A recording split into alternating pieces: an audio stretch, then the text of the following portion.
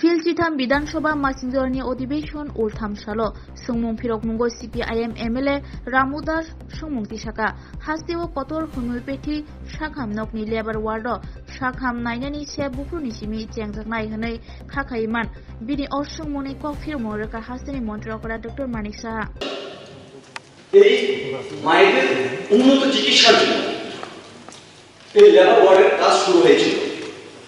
আজকে 6 বছর প্রায় শেষের পথে, এখনো এই লেবার ওয়ার্ডের কাজ তার শেষ হয়নি।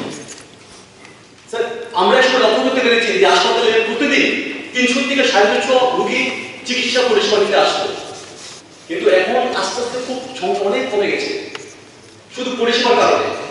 একটা মায়েদের চিকিৎসার জন্য লেবার ওয়ার্ড 6 বছর লাগে, এখন স্যার সেটা মানুষের হাতে মানে জনগণের হাতে এখন তুলে দেওয়া হয়নি। এই হচ্ছে কাছে পরিষেবা স্যার মূলবিন্দু হাসপাতালে স্যার। তো আমি এই বিষয়ে মাননীয় দপ্তরের মাননীয় মুখ্যমন্ত্রী যিনি আছেন ওনার দুটো এনেছি বিষয়টা অনেক বিষয়ের জন্য এখন দেখেন। ঠিক আছে ঠিক আছে। হোমিওপ্যাথি হাসপাতালে লেবার ওয়ার্ডের চিকিৎসা পরিষেবা কবে নাগাদ শুরু হবে বলে আশা করা হয়?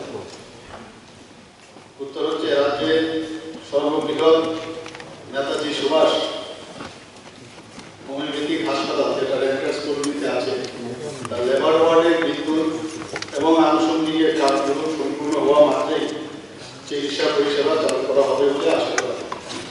সাপ্লিমেন্টারি স্যার, রামবাবু যে সাপ্লিমেন্টারি কোশ্চেন করেছেন, উনি বলেছেন 2016 আপনাদের সরকার ছিল, 2 বছরে কিন্তু কমপ্লিট করতে হবে।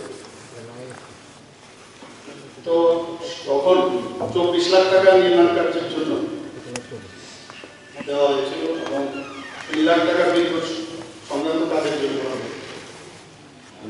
এবং 2021 সালের জুন মাসে কুঞ্জবন পিডব্লিউডি মেডিকেল সেকশন যেটা আছে, বিল্ডিং এর কাজ ওরা সম্পূর্ণ করে ফেলেছে, বিল্ডিং এর কাজ কিন্তু কমপ্লিট করে ফেলেছে।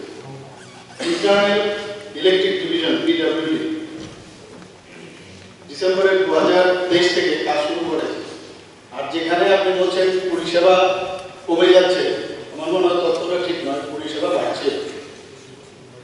সাপ্লিমেন্টারি স্যার, আমি তো